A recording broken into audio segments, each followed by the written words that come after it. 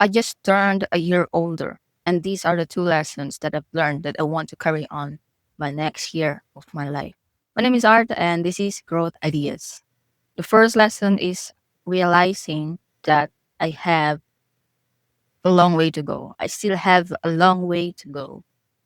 And I would title this first lesson as There is always a room for improvement. Now, I've been interested in personal development, in making things better, making my mindset better, making myself better, trying different types of habits, tracking my progress, setting goals, etc. But I realized that the world is really complicated. The world is huge, and that there are a lot of things that I need to learn in every aspect of my life. And it's okay. It's okay if you don't know everything. It's okay if you know nothing about something that caught your attention and now you're interested in it. It's okay to be a fool or feel like a fool asking questions that might sound stupid to other people. But if you do ask questions and you're in a room and you are courageous enough to ask a maybe simple question, there is a high chance that you're not the only person who would like to ask that question. You're not the only person that don't know the answer to that question. And if you are, it's okay. The thing is that you ask the question because you don't know something. So it's okay to not know everything. It's okay to not know something, but it's not okay to settle that you don't know something you need to learn, especially if you are growing, if you are transitioning to becoming an adult. Becoming an adult, it is a huge responsibility because you cannot blame anyone anymore. Some people blame their parents for who they are right now, for where they are right now. But if they are already adult, we all know that it's not about their parents because throughout the time, they have a choice to change themselves. If they were born and they don't like where they were born or the finance status of their family, they have a choice to better themselves and improve. But again, if you're still at the same place, if you still feel like you're not growing or there's haven't been a progress, I would like you to start to say to yourself that it's okay, that there's no need for you to hate yourself, but there is something that needs to be done to change things. And that will lead us to the second lesson, which is self compassion is a must. Self compassion is a must, especially in personal development. Why? Because self compassion is the skill that will help you keep going. It is the skill that will help you be fulfilled, feel the fulfillment with the achievement. A lot of people have high achievements. A lot of people have reached their goals, but doesn't feel fulfilled. They don't feel satisfied. They don't feel good about themselves because they were not compassionate of themselves.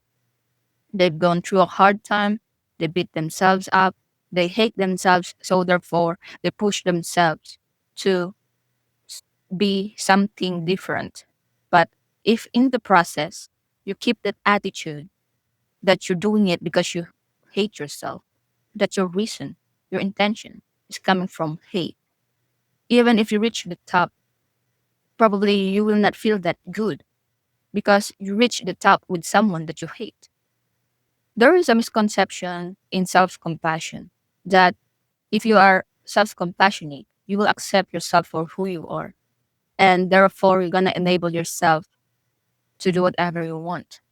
You're just going to tell yourself that it's okay and do whatever you want and not care about what other people will think because you're going to tell yourself that you love yourself. But that's not actually love, isn't it? If a parent, if a friend is enabling you or letting you go to a path that will ruin your life, will that be called love? Now, it's very different because when it comes to ourselves, it's our responsibility. If you have a friend that is going through something and they needed help, I'm not saying to be responsible of the outcome, that you are responsible of the outcome of their choices. I'm not saying that. But if you yourself, you are responsible of the outcome of your choices. Therefore, there's no excuse. I just want to clarify that self-compassion doesn't equal to enabling yourself to fall down, to dig your own hole until you reach hell and just watch yourself suffer. Self-compassion is hard. Why? Because you need to be honest with yourself. It takes guts. It takes a lot of courage, especially if you've been ignoring yourself and you're trying to tell yourself that everything's good, that it's okay when it's not. Self compassion starts with being honest with yourself. It is seeing, opening your own eyes to see yourself as who you are. But the reason why it's hard, because you might have already some awareness of what you're doing, even though you've been denying it. The part that makes it hard is to drop the judgment, to not criticize yourself unnecessarily, to not let yourself be convinced of the nasty thoughts once you look at yourself. Because when you see yourself and you are being honest, you're going to be seeing inadequacy. You're going to be seeing imperfections. You're going to be seeing faults. You're going to see how human you are, and it's going to humble you.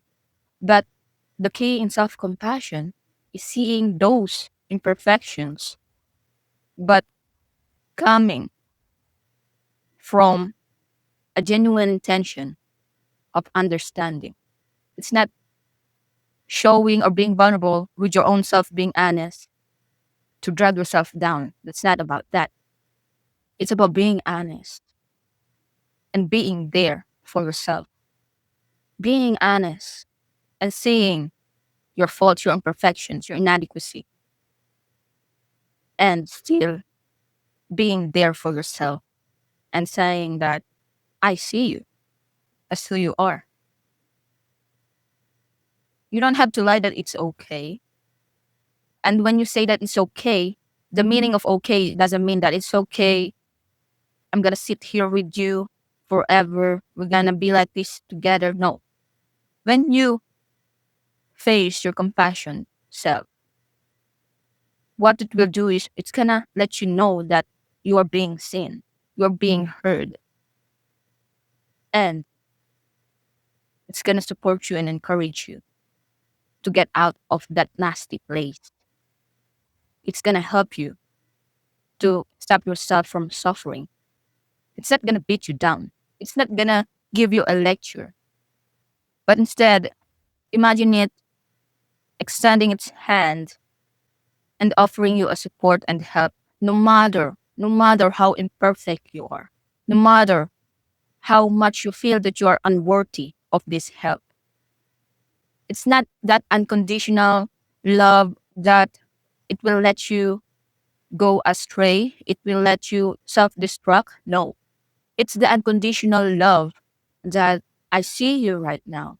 I see that you're suffering, but let me help you get out of here because you deserve more and I love you. That is self-compassion. It's really important, especially in personal development, because the first thing in personal development is awareness. And it's hard to be self-compassionate genuinely if you're not aware of where you are.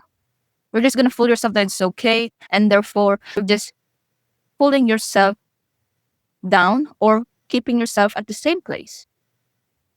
But if you are self-compassionate, if you have self-compassion, The things that you're trying, it's not about the outcome anymore.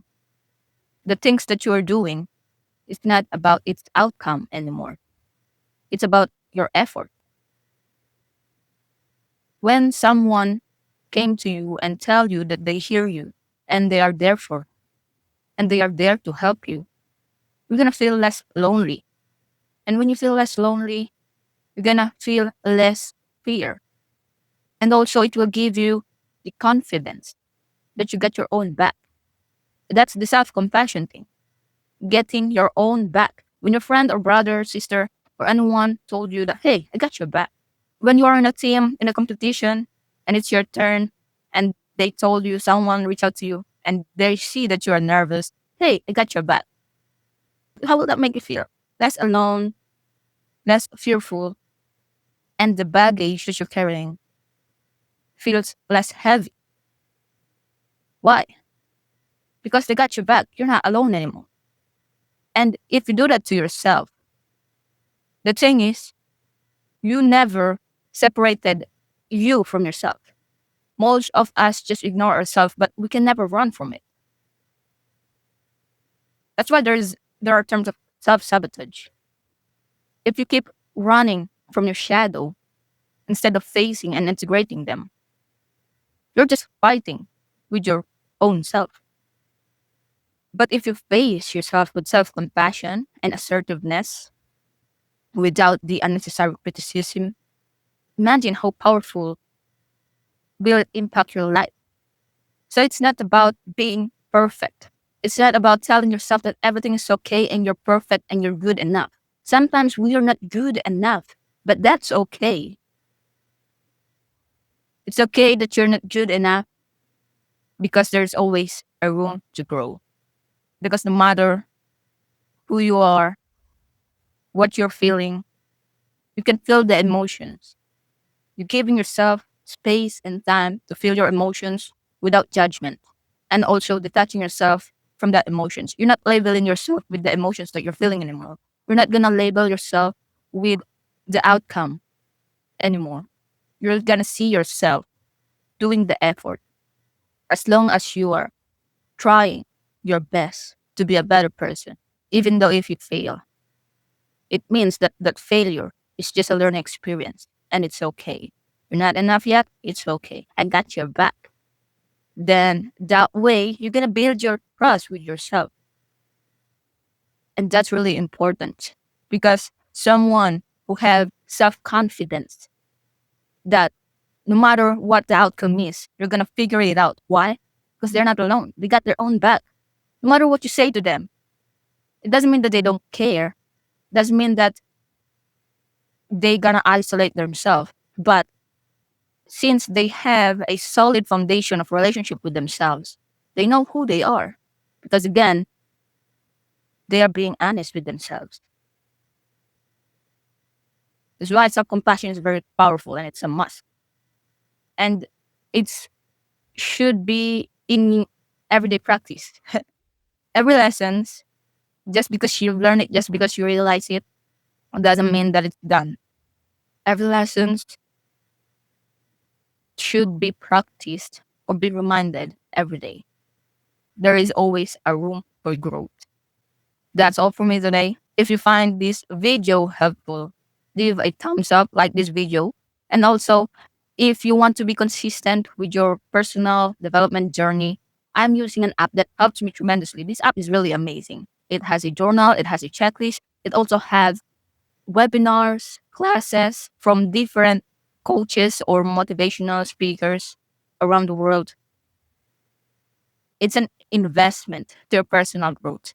And this app is dedicated to the people who want to make personal growth a daily practice. The app I'm talking about is Growth Day by Brandon Burchard. If you want to try it for free, I'm going to leave my link at the description below. You can try it for free. And always remember, keep growing. Now, if you would like to watch my other videos, let's one, two, three, go.